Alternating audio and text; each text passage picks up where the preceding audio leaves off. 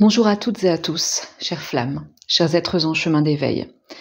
Alors ça fait 3-4 fois que j'essaye d'enregistrer cette vidéo et que en fait je réécoute, j'ai écrit, etc. et je n'arrive pas à trouver le propos juste. Alors je me suis dit je vais me lancer là sans filet et parler de ce que je ressens, parler de ce que je vois aussi en accompagnement. Et donc j'avais envie de vous parler de ce moment où le chaser, premier cheminant pour moi, shift. Et comment parvenir à ce shift, qui est un shift intérieur et qui part selon moi d'une décision intérieure, une décision de lâcher, de tout lâcher quelque part. Quand je vois ce que j'ai vécu moi et aussi l'évolution de mes consultants et consultantes, il y a un moment où ils voient que que leur fonctionnement ne leur permet pas de se sentir heureux, de se sentir en paix, parce qu'ils sont en train de courir après leur honneur, après un objet de conquête quelque part, qu'ils pensent avoir perdu. Et je pense, il me semble que la première conscience pour vraiment instaurer cette paix intérieure, ce shift intérieur, ça va être de se dire que tout est en soi. Que si l'autre fuit, et là je vous invite à aller voir mes vidéos qui s'intitulent, je crois, si l'autre fuit, cela signifie que. Et pourquoi l'autre ne revient pas, quelque chose comme ça. En fait, si l'autre vous montre une fuite, il y a deux possibilités.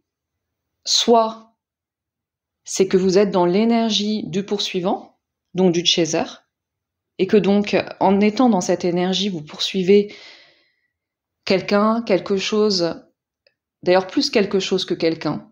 Je vais essayer de retenir ça et de revenir après dessus. De poursuivre quelqu'un donc qui vous fuit.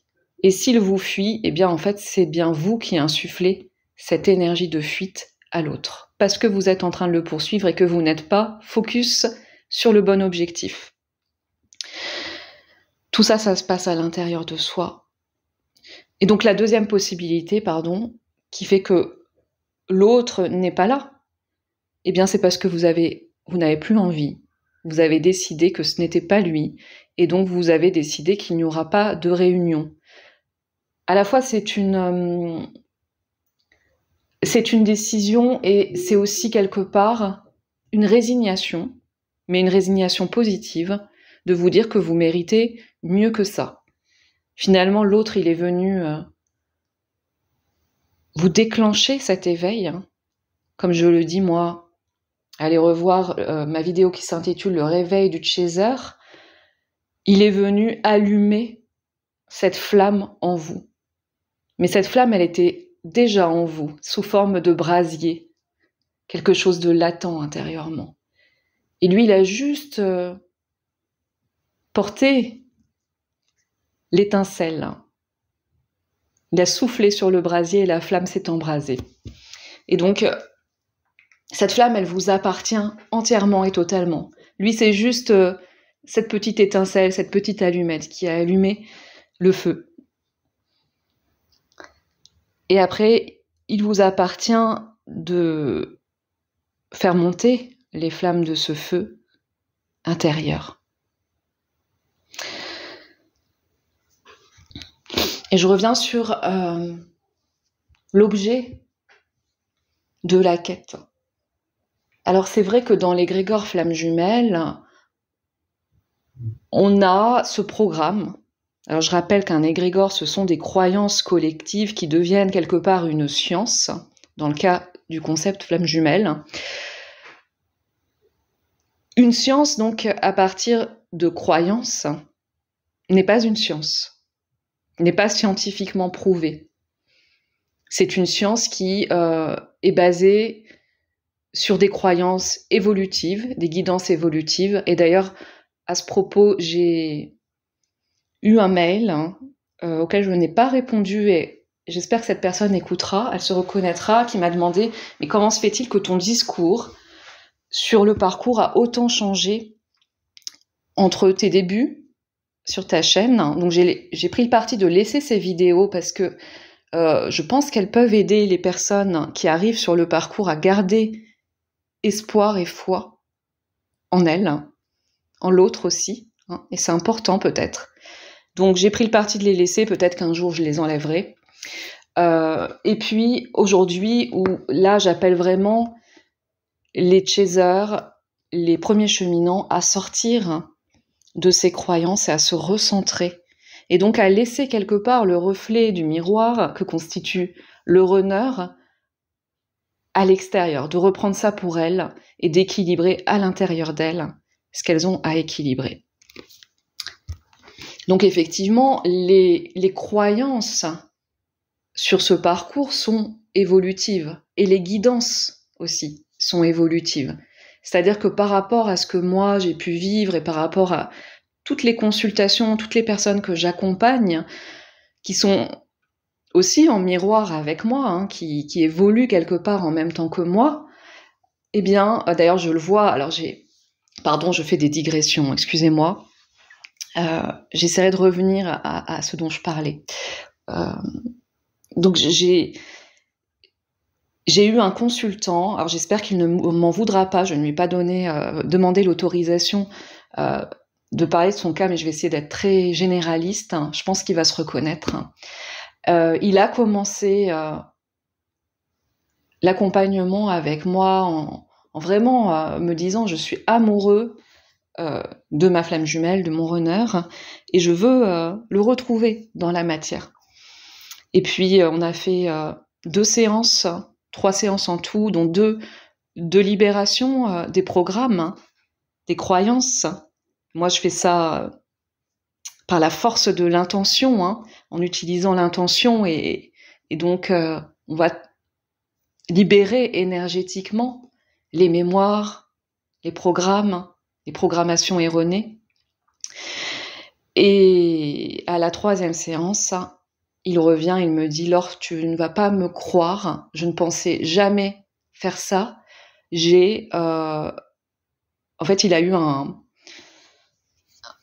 une rencontre avec son runner et j'essaye de peser mes mots pour ne pas trahir la confiance de mon consultant, mais il lui a dit « Écoute, je ne veux plus que tu me contactes ». Il l'a supprimé des réseaux sociaux devant ses yeux et en fait derrière ça l'a complètement soulagé. Son runner lui avait offert un cadeau, un présent, enfin quelque chose à manger et il n'a même pas pu ouvrir ce présent et tellement il sentait l'énergie lourde qui lui avait été offerte quelque part. Donc il l'a jeté à la poubelle finalement, enfin voilà, mais tout ça totalement guidé, il n'avait rien prémédité et en fait il s'est senti extrêmement soulagé de s'être affirmé, de trouver cet alignement, de laisser derrière lui cette quête. Et là j'en reviens à ce que je disais.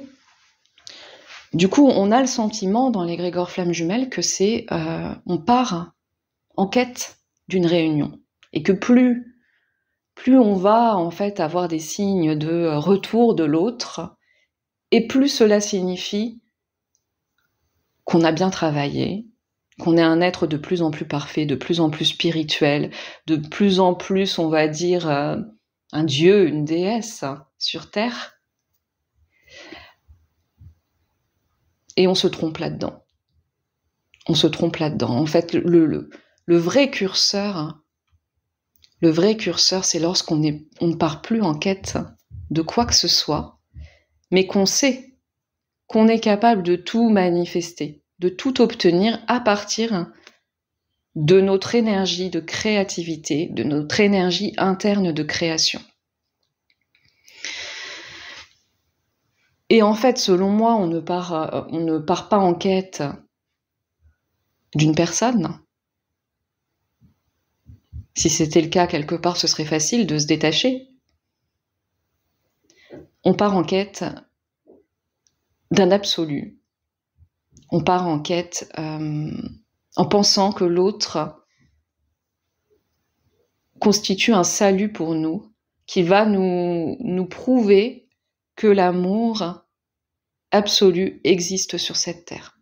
Et ça, c'est une pression énorme qu'on met à l'autre, énergétiquement ou inconsciemment, on va dire, télépathiquement, j'ai envie de dire. Il ressent ça. Il ressent, et quelque part, par sa fuite, par ses indisponibilités, par ses silences, il nous dit d'aller chercher en nous cette réponse et cet absolu, sans partir en quête d'eux. Parce que tout cela, comme je l'ai souvent dit, et que je ressens profondément en moi, le lien, il est à l'intérieur de nous. Il est dans notre couple intérieur. Donc pour répondre à la réponse, à la question plutôt de comment shifter, comment parvenir à ce shift, déjà je pense que dans la matière, il faut accepter de sortir de cet égrégore, de sortir de l'énergie du poursuivant chaser, et plutôt se considérer comme un cheminant, quelqu'un qui avance pas après pas vers lui-même, qui avance vers sa ligne de vie idéale, on va dire. Donc de se valoriser, de savoir qu'on mérite, et que c'est un droit de naissance, qu'on mérite l'amour absolu, l'amour incarné, la relation qui nous convient, qui nous sécurise, qui nous fait ressentir à la fois de l'amour, de la paix, de l'harmonie. Et donc ce n'est clairement pas cette relation, dans la plupart des cas. D'ailleurs, si vous ressentez cela de manière télépathique, on va dire sans être dans la relation avec l'autre, la relation qui vous convient, c'est parce que justement vous savez générer tout ça de vous-même. Vous savez retrouver ce sentiment de paix, d'amour en vous-même. Et ce n'est pas l'autre qui vous donne ça. C'est vous qui vous offrez ça à vous-même. Donc pour shifter, pour enclencher ce shift intérieur, déjà ce serait de se détacher dans la matière. Je pense que ça c'est très important, de tout ce qui a trait à une quête extérieure à soi. Donc ça veut dire, on se recentre, et ça veut dire, on se détache de l'autre. On se détache en fait. Soit on est encore en contact avec l'autre, et donc il faut prendre ça avec légèreté, voir ce que l'autre, quelque part, a à nous amener comme acte, pas comme parole, pas comme ressenti, pas comme synchronicité, comme acte terrestre. Et donc oui, vous détachez de ce qui vous est montré, qui en fait ne vient que de vous. Vous manifestez à partir de ce que vous êtes, donc de vos mémoires, de votre énergie du moment, etc. Donc quand vous allez voir, alors je sais que c'est pas le cas de tout le monde, mais les connexions de votre runner sur WhatsApp, sur Instagram, sur voilà, n'importe quel réseau, vous êtes complètement focus sur le reflet du miroir et sur ce que vous êtes en train vous-même de créer. Vous êtes en fait en train d'observer votre blessure en face, tout simplement. Donc allez dans cette blessure, la réparer, la rééquilibrer. Quand on se regarde dans le miroir, on ne cherche pas à modifier le reflet du miroir. Si on veut modifier le reflet du miroir, c'est bien en nous qu'il faut faire ces modifications. Et puis bien sûr, pour le shift,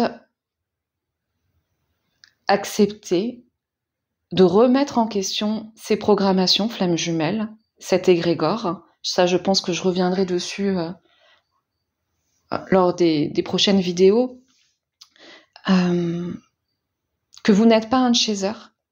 Vous êtes une personne en chemin d'éveil, vous êtes un cheminant, quelqu'un qui avance sur un parcours, pas de flamme jumelle, mais un parcours d'individuation. Et c'est vraiment très différent de se considérer comme ça, et de se féliciter de tout ce que ce parcours nous amène, de tout ce que ce chemin de notre résilience, se féliciter de notre courage.